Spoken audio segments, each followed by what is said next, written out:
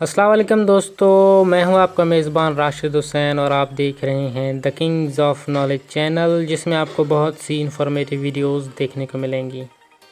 मेरे आज के इस वीडियो बनाने का मकसद आप लोगों को चाइना की इकॉनमी के मुतालिक मालूमात फराहम करना है कि चाइना ने इन 70 सालों में अपनी मैशियत को कैसे मजबूत किया। वीडियो शुरू करने से पहले मैं अपने दोस्तों से ये गुजारिश करना चाहूँगा कि मेरे इस channel the Kings of knowledge channel को सब्सक्राइब कीजिए और बेल के आइकन को भी प्रेस कीजिए ताकि हमारे हर आने वाले वीडियोस की नोटिफिकेशन आप तक जल्द अज जल्द पहुँचती रहे। तो बगैर टाइम ज़ाया किए हम अपना वीडियो शुरू करते हैं। Let's begin.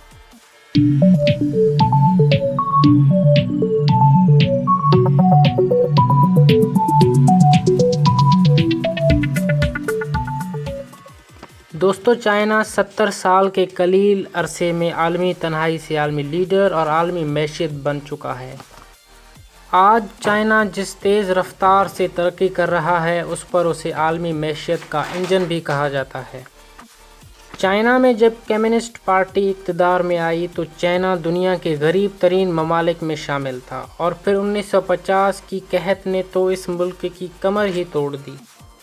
1949 से 1961 के दरमियान जारी इस कहत की वजह से चाइना में 40 मिलियन लोग हलाक हो गए थे। इस कहत को 20वीं सदी की सबसे बड़ी इंसानी तबाही भी कहते हैं और ये इंसानी तारीख का भी सबसे बड़ा कहत है। 1976 ईस्वी में माओ ज़ेडुंग की वफ़ात के बाद चाइना में असलाहात का अमल शुरू किया गया। काश्तकारों को इनकी ज़मीनें भी वापस कर दी गईं, जिससे खुराक की कमी भी कम हो गई और फ़ीकस आमदनी में भी इजाफ़ा हुआ। चाइना के हालात तब्दील होना शुरू हो गए।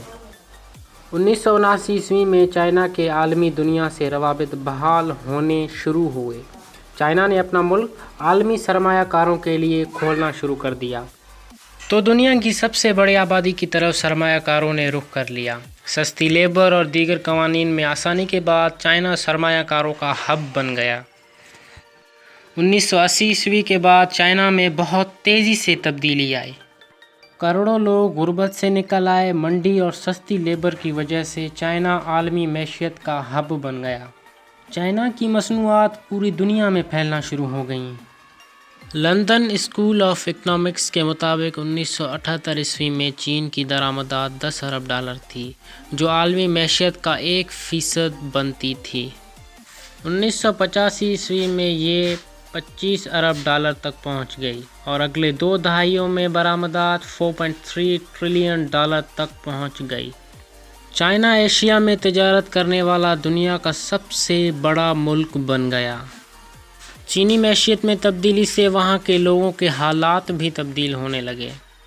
आलमी बैंक के मुताबिक इस अरसे में चाइना के 25 करोड़ लोगों को गुर्बत की पट्टी से निकाला गया। इसके साथ शरह-ख्वानदगी में भी इजाफा हुआ।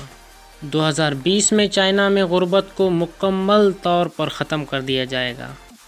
इस वक्त अमेरिका के सबसे ज़्यादा अरबपति चाइना में हैं। चाइना में फ़ीकस आमदनी 10,000 डॉलर सालाना तक पहुंच चुकी है। चाइना की ये तरक्की उसे आलमी मैशियत में 35% का हिस्सेदार बनाती है, जो दुनिया में उसे अमेरिका से भी ज़्यादा अहम बना रही है।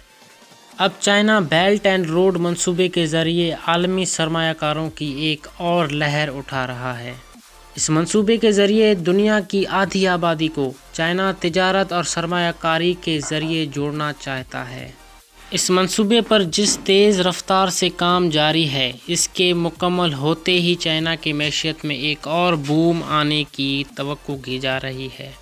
चाइना ने इन 70 सालों में एक ऐसा मौजज़ा किया है जिससे पूरी दुनिया मुतासिर नज़र आ रही है। हर गरीब मुल्क अपने मुल्क से गुर्बत के ख़ात्मे के लिए चाइना मॉडल अपनाना चाहता है। आज अमेरिका का हरीफ रूस नहीं बल्कि चाइना बन चुका है। तिजारत हो या फ़ौजी ताकत, अमेरिका ने चाइना को एक ख़तरे की तरह देखना शुरू कर दिया है। इन दोनों ममालिक में तिजारती जंग शुरू हो चुकी है, जिससे चाइना की मैशियत मुतासिर भी हो रही है। चाइना की मैशियत इस वक्त सुस्त रवि का शिकार है। अमेरिका से चाइना की तिजारती जंग की वजह से चाइना में तिजारती सरगर्मियाँ सुस्त हो गई हैं।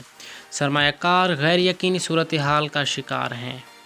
اب چائنا اور امریکہ کے درمیان تجارتی مذاکرات کے بعد حالات بہتر ہونے کی توقع کی جا رہی ہے، لیکن عالمی ماہرین کا خیال ہے کہ چائنا کی معیشت سست روی کا شکار رہے گی۔ لیکن اس سب کے باوجود چائنا آج بھی عالمی معیشت کے انجن کی حیثیت رکھتا ہے۔ چائنا نے جو کچھ اپنے لوگوں کے لیے کیا ہے، اس نے پوری دنیا کو ورطۂ حیرت میں ڈال دیا ہے۔ چائنا کی معیشت آج غریب ممالک کے لیے ایک رول ماڈل کی حیثیت رکھتی ہے۔ تو دوستو، کیسی لگی ہماری آج کی یہ ویڈیو؟ پسند آنے کی صورت میں اس ویڈیو کو لائک، کامنٹ اور اپنے دوستوں کے ساتھ ضرور شیئر کیجیے۔ میرے اس channel the kings of knowledge channel کو سبسکرائب کرنا نہ بھولیے گا۔ تو ملتے ہیں ایک نئے ویڈیو کے ساتھ، تب تک اپنا اور اپنے پیاروں کا خیال رکھیے۔ خدا حافظ۔